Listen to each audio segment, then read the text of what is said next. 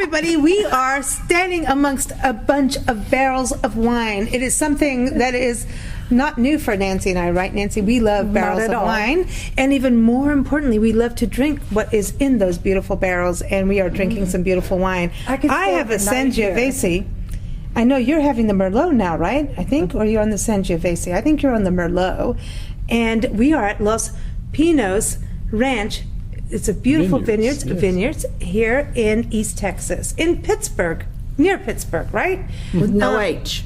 No H. No H. No H for you. Okay. No. Now that sounds like a political statement. No, it's not. No H for you.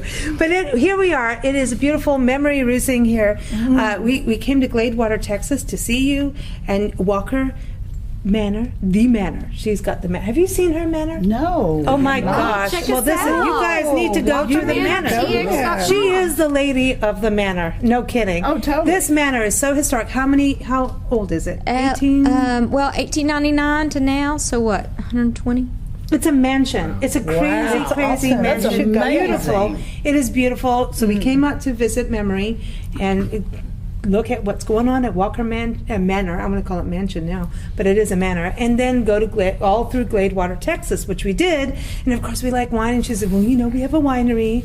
And so here we are. Thank you, You're Memory. welcome. It's an awesome place. And it's not, 20, 30 minutes from? Maybe 30 minutes. From Gladewater? It's not that far. And Gladewater, everybody, is the true capital for antiques in East Texas. I did not know that. It is, and it's designated. By it's not a state slogan. It's a real legislature. one. States Really? legislated that it is the capital of antiques for Did you East know that, Texas. honey?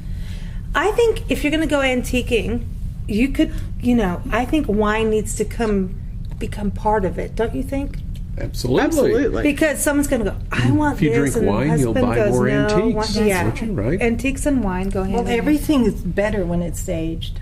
Oh, totally. Just like There a you ring. go. That's nice. Oh, well done, Nancy. Of course it is. Well done. Well done. Very good. Okay, so you guys, we've got Diane and Perry here. Both of you are running this whole operation, right? We're one of the partners that One of the owns it, so partners. we run it, yes. Okay, so how old is this whole operation? Oh, we got Kitten. We got Kitten too. That's It's Pinot Noir, the winery cat. Pinot Pinot actually Noir. runs the place, but Really? yes, That's why he's talking. Pinot has At been least you here think probably so. 11 or 12 years. The winery itself has been here about 19 years. Next Okay. year will be our 20th anniversary, and we're going to have some kind of 20th anniversary celebration. Oh. So we've been here for quite a while. We've been growing steadily over those 20 years, and now we're one of the, I'd say a mid-sized winery in Texas. We're probably number 7 or 8 largest wineries in Yeah, Texas. because you've got a lot of barrels. We do. My gosh, We you got a do. lot We of have barrels. a lot of wine in here. And really good wine. No, the Sangiovese, I know we had the Cab. The Cabernet Right, the Sauvignon was Cabernet really good too. Sauvignon. Sangiovese, to me, I don't know, for it. You liked it a lot. Oh, I'm home with this. So are these grapes from Texas? I know that They you also are. work with They are. Walla Yes, they are. They are all from Texas. The High Plains of Texas. So this is my first High true Plains. Sangiovese, the High Plains. We really find that the High Plains are up southwest of Lubbock, or Lubbock including the southwest area, which is where most of our growers grow near Brownfield. So most of the vinifera varieties we get from that area, like Cabernet Sauvignon, Merlot, Sangiovese, Dolcetto, Montepulciano, and quite a few others. We find that actually in Texas, Tempranillo, And Nancy's favorite, but you ran out. we ran out. I know it because was it's so good. So we really find that the Italian and Spanish varieties grow really well in Texas, because if you take a globe and you follow the latitude from the U.S. across to Europe, the high plains of West Texas are on the same latitude as Spain and southern Italy. So, it gets hot there during the day, but it cools off at night, and that's why those particular varieties really grow well at the high plains of Do you West think Texas. that having all the rivers around you, like surrounding you, not like right on your doorstep, right? But they're water supply. not that far away, helps with that. Having like that water. The rivers here, Yeah, the in grapes East we Texas. grow here are hybrid varieties that were specifically developed for humid, hot climates like here. So we grow Blanc de Bois and Black Spanish, which are hybrid varieties that really do well in this climate. That's why we get most of our vinifera grapes from up in the high plains, because they don't necessarily do as well in this area. Where you are in East Texas. Right. Okay, but you are able, right now we're surrounded by these beautiful vineyards, and they're all fall colors, but that's because you guys got some cold, snappy weather when we arrived. Just recently, remember you said as soon as she says, did you bring the weather? We're like, no, we came out of a hurricane in Florida. She's like, you brought it. But you had that cold, snappy season. Right, we did. Yeah, this fall is here. Yeah. So what happens, like, you guys harvest in the middle of summer, pretty much, right? That's got to be brutal here. It is. The growing season here is shorter than in some of the cooler wine regions of the world, because here the white grapes ripen around the middle of July and the red grapes ripen first part of August. If we left them on the vines much longer, we'd have raisins. So you need to pick them when they're ripe and ready to pick. So we pick them then, and then West Texas, they tend to ripen just shortly after our estate grapes ripen. So around the middle of July, it's when we really start our busy season back here in the winery with bringing in grapes, fermenting, and making the wine. So being here in East Texas, which is unique, obviously, since a lot's going on more of the west side, right? Right. It's interesting because in a way you're kind of giving people a place to go to experience what a winery is like, and also to learn about Texas wine, but also wine of around the country too, because you're bringing grapes in from Washington as well, which is, the Walla Walla region they grow good grapes for more red grapes, Malbecs and all that, right? Right. So you're kind of opening those doors for people to, especially people who haven't gone wine tasting, be able to come here and learn, because it's a fun place. We've already experienced that. This is fun. This is fun. It's a beautiful area. Yeah. You've got elephants out in the vineyards. They're not real ones. Not real ones, but you do have elephants out in the vineyards. Yes. We didn't have that much wine, but you do, and you've got a restaurant, and so this is a whole experience out here. Right. It is. We have live music on Friday and Saturday night, so it's a great place to just come out in the middle of nowhere, basically. You are in the middle of nowhere, but there's a whole bunch going out in the middle of nowhere, seriously. Just to chill out, relax, have some good food, some great wine, listen to some music, and have a nice, relaxing evening. We even have one cottage, and there's about 8 more right either next door or very close to the property where you can stay, spend the night. That's cool. Make a weekend of it. Speaking of that memory, I want to ask you, in Gladewater, being 30 minutes away, you've got a lot of people coming antiquing. You've got events going on as well around that, and you've got the lake and everything, Lake Gladewater. Do your B&B visitors want to do things like, travel out 30 minutes to go to a winery? Absolutely, because they're staying with me 2, 3, 4 days. They're doing the town. The town's not just antiques. It's an eclectic variety of shops that are in an antique district, antique buildings, and yes, some of them specialize in antiques. And so my guests are coming from all over. I've had them from New York, and I've had them from Germany and Australia, and they want that little downtown experience, but you can only do that for so many days, and they want to know what else is there to do to the region, and they're always asking me, where can I get a great glass of wine? And I say, I know the perfect spot.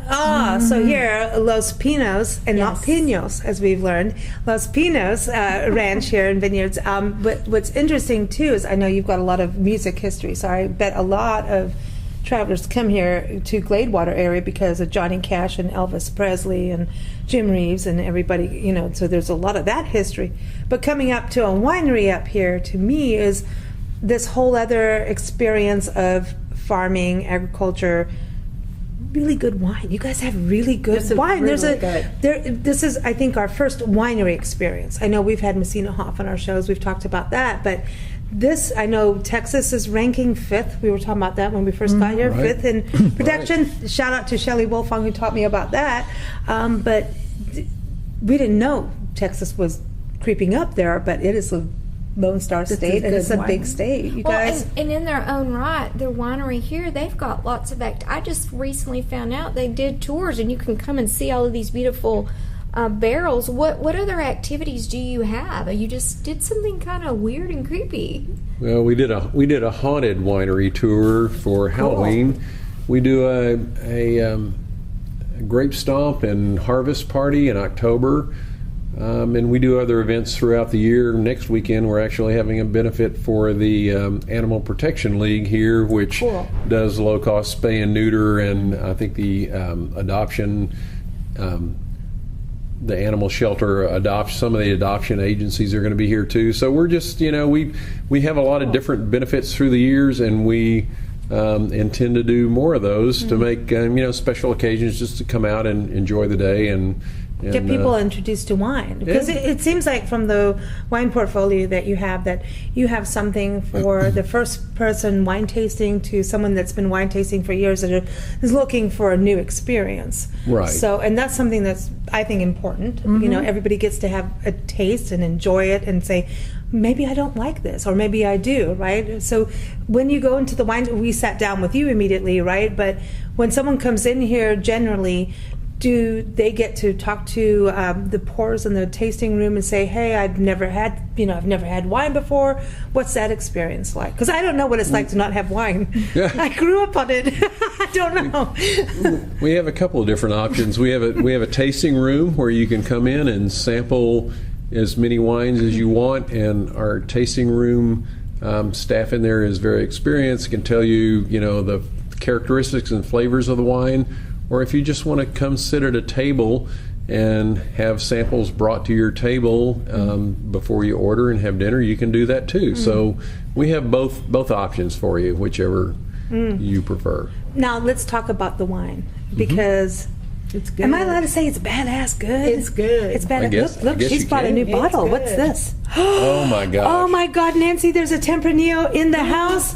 Okay. Oh, Diane. Bugs See, and all. I know we share a same name for a reason. My middle name is Diane, and all I know. Dianes, we're sweet So but is naughty. her middle name is Diane. I thought it was your first name. No, it's my middle name, and I don't even do my. Oh, come on. First What's name. your first name? Come on. I'm not Come on, gonna- you're Oh my on gosh. national radio, Oh internet. my gosh. Okay. No. All right. I'll leave it be because she's holding the Tempranillo.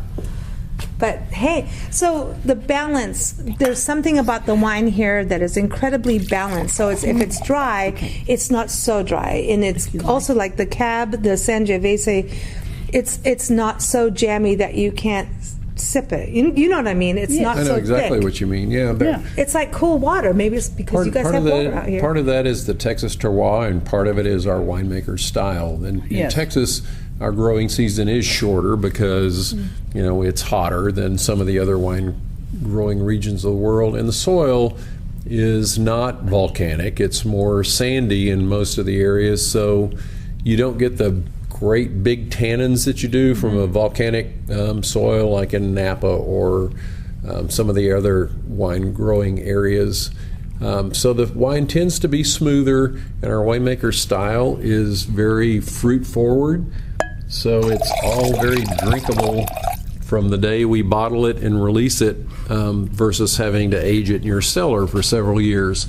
So, and the sweet wine is balanced with acidity, so it is not just sugary sweet. It's sweet, but it's got a nice acidic balance as well. So we try Memory to have, had the sweet wine. One of them is Rosie the Riveter, and you guys have the label with Rosie the Riveter We on do. it. I think We that's do. important. And we're the only, alcohol? I'm feeling that right? so left out right now. oh. I know, but I've got my Sangiovese, I know. so I've got to Okay. wait. Okay. But anyway, but no, the Rosie the Riveter. Tell everybody the story Right. of this. Rosie the Riveter, as most of you probably know, is a public domain image from World War II from Rosie the Riveter. But the family that actually owns the rights to that, or owns the Rosie. gave us permission to use it on a spirits label, a wine label in our case, and we're the only one that received that permission, so you probably won't ever find it on another wine label or spirits label. Is that awesome? Yeah, because it is if badass. Rosie Yes. had this, she would drip Cheers it a to lot Rosie. faster. Yeah. I cheers to Rosie. Cheers All to right. Rosie. Oh, totally. To She Rosie. was a wonderful woman. And see, And memory this is having that to really me was good. so perfect because she's like a little Rosie of Gladewater. You should taste She is. She. I know. It's really She's. good. Everyone's telling me to drink up so I can This do is this. really I talk too excellent. much. We're doing a radio interview, and I talk too much. I know. So okay. So let's talk about the start of this yum. operation because I know you're bringing grapes in. So is this where all the winemaking happens? It is. Okay. All the winemaking happens here. So tell us. We saw these little teeny tanks out there. And you said that was the beginning. No more teeny. No, I know you're not teeny anymore, but those tanks were teeny. Yes, they were. But what were the first? I mean, what was the vision? Who started this saying, "I want to make a winery happen"? The original winemaker moved here from California and looked around the hill country and didn't really find a site that he liked at a price he wanted to pay, and for some reason came way out here in Northeast Texas, and his realtor showed them this site, which used As to the last one he showed him. last one she was going to show him. So it was originally a horse ranch. So it had Manure, about which is 28 really good for the soil. Yeah. And chocolate. But the whole, all this, Yeah. where you were, Yeah, was a horse ranch. it's awesome. Yeah. So it had a house, a 3-bedroom house for his family. It had a barn where he could I'll move in. start to convert that to a winery. And it had about 20 acres of cleared ground that was easy to plant grapes on, and the price was right. So that's how we came to be located here outside of now you're Pittsburgh, in. Texas. And over the years, we've, as you have seen, we've grown and grown from 5 little small tanks to about, gosh, I don't know, 20-something tanks, some of the biggest ones of which are 4,600 gallons apiece. So, Wow. But yeah. your tanks, This is huge. you have like ice around them, which we've never seen. We've been That's to a lot the of first- wineries, and this is the never first seen that. ice tanks. I mean, and we're not talking ice wine being made. No. This is, you have ice tanks. right. What you saw is we were cold stabilizing the wine before we bottle it. you go. The reason we do that, we chill it down to that's the about balance. 30 degrees, the balance. which kills any bacteria or yeast or anything that may still be living inside the wine before we put it in a bottle. Because once you put it in the bottle, you don't want it to keep changing. you And don't. yes, Is this something that we just missed out on that most wineries do? Probably, yeah, a lot we of just A missed wineries. out. bottle or a a lot of or a wineries barrel do that. or a barrel. Yes. The tank. It goes in. So it goes in the tanks to cold save. Yeah. Yes, and then and sometimes it goes into a barrel. Not Oh, that's the, interesting. Not the because Not after it's cold stabilized. yeah, We- it gets cold stabilized and then we put in the bottle it. barrel. We bottle And it after we cold stabilize it. then- Okay, so now you've got. I still want to know what was the first wine you made here. First wine we made, one of the first ones we made, anyway, was called Rodeo Red, and we still make that wine. It's a sweet. saw that on your it's a s- menu, It's yeah. a sweet red wine, and it's still one of our most popular wines. Nice. The sweet reds tend to be the most popular wines. We have another one called All My Exes, who may or may Well, not. you're in Texas. Who may or may not live in Texas, Oh right? my God! I just tasted. But those are literally our 2 most popular wines that are both sweet. We sell a lot of sweet wine in Texas because we have a lot of sweet wine drinkers, but we also make a full complement Your of dry wine. Tempranillo has like a chocolatey thing It going does. on. It Oh my does. gosh, Diane, it thank good? you for bringing this out because this So is good. some special. wins. Okay. It wins. Oh my gosh. There is a chocolate thing. I don't think I've ever had does. a chocolatey thing with Tempranillo. I did not know this. This is the literally the first Tempranillo that we have ever made at this winery. But it is a signature awesome. grape for Texas, is Tempranillo. And I didn't know until several months ago, after we actually bottled this wine, that cherry and chocolate Yeah. are the 2 primary kind of signature flavors of Tempranillo. And it makes you classically. happy. It's good for the holiday in the season. barrels. That's what happens in the barrel. The chocolate, that's Yes. what the chocolate and the like cherry and the It whole. wasn't there until we put it in the barrel, and then we took it out and put it in a bottle, and all of a sudden You we could drink that outside. drank it and said, Holy cow! This is. "I know." There's chocolate. So now, when you get so speaking of the barrels, now that's a whole other thing about what. French, or we have French and American here. Okay, French and American. So now, does that American depend? Yeah, American oak. It's all yeah, oak. All Yeah. oak. But does it depend on white or white wines or red wines? No, it's just the the flavor profile of the different oaks is a little different. The French oak has a little more vanilla, maybe a little more smoke and toast. The American oak can also impart that toasty flavor. So we have some of both, and it's kind of, winemaking is part science and part art. Yeah, So it the is. science part, after almost 20 years, we kind of have that down pretty well. The art part, we still experiment, So how much of your day is tasting the wine? Yay. That's a job. I want that. I know, she's ready. I'll do it. Not that much of my day, although every once in a while when I'm sitting up in the office There's and still coffee in this too. Yeah, Sorry. and I get text from Arnolfo and said, And Arnolfo, he's your Arnolfo, winemaker. Arnolfo yes, and Perez he is our says, winemaker. Yes, come, we we're met going him. to taste. So I come. Oh, 5 minutes away. So. I know, she's running. She's like, I'm I coming know, in, I'm yeah, coming in. Exactly. So Yeah. we come down and we taste wine in the afternoons. And listen, everybody, he's in a white shirt and he's working in a winery. I'm very I'm neat. just saying. Not He really. is. Look at it. It's all pressed really. and everything. Not Look at really. this. It's Yeah, all I know. pressed. He gets There's his- no Oh, spillage, look, nothing. he has his monograms and I all this know, stuff. No exactly. spillage. How do you do that? not easily. Well, actually, I used to be in sales in the more button-down world, and out here, I don't ever wear these shirts that often. So it's like, why not put the winery logo on it, and gives me an excuse to wear it. But yeah, And cowboy boots. We're pretty laid right? back We have here. to do that. We're Oh, in yes. Texas. You're not in Yes. cowboy boots. You're I cozy. have I have 4 pairs of Cowboy cowboy boots. boots. Now, do you have any memory? I do. I have 2. See? Really? I have I didn't two- see it. I have 2 cowboy hats. We're Is gonna- right. Wait a We're minute. gonna have to Okay, get us some so boots. I heard El Paso is the place for cowboy boots, and then Sonoyta, Arizona. No. I'm Fort thinking Worth, Texas, Cowtown, my hometown. Okay, Fort Worth. Where's that? Fort Worth. That's where these boots came from. Uh-huh, yeah. ML We're gonna Letty's have is to a get us ML some Letty's, but they do it custom in boot maker in yeah, Fort Worth. They do it in where? San Angelo. San Angelo. We got to That's- get us some boots and then go to Pennsylvania. So and kick listen, the some deal boots. is we haven't had our hair cut in I I don't know know, how well, long, and no. it looks like crap. We have don't to- really care because we're just drinking wine. But, There you but at go. the end of the day, I feel like we need a cowboy hat to hide the hair. Well, there you go. See, so with the Oh, cow. Luckenbach. Go to Luckenbach. Oh, Luckenbach. Or Fredericksburg. Oh, absolutely When you travel Luckenbach. back down toward Austin, We you need, stop we there. need, Or we need. Austin. Yeah, I'd rather Luckenbach. have hat hair than the hair I'm having right now. It's COVID hair. Yeah, I have COVID hair, and it sucks. I do. It sucks. But this is such a wonderful winery. I'm blown away. And I wanted to go back to Texas wine as a whole. Make a case for Texas wine. I want people to understand that you guys make good wine here, because we talk about this. Every state in this country makes wine. Right. Even Alaska. Right. Even Even Michigan. Hawaii. Even Pennsylvania, where we were, New York, Finger Lakes, all of that. But Texas is leading in 5th position. Do you think it's going to take over? Because no, listen, you guys are bringing grapes in from Walla Walla, so now you're aiding.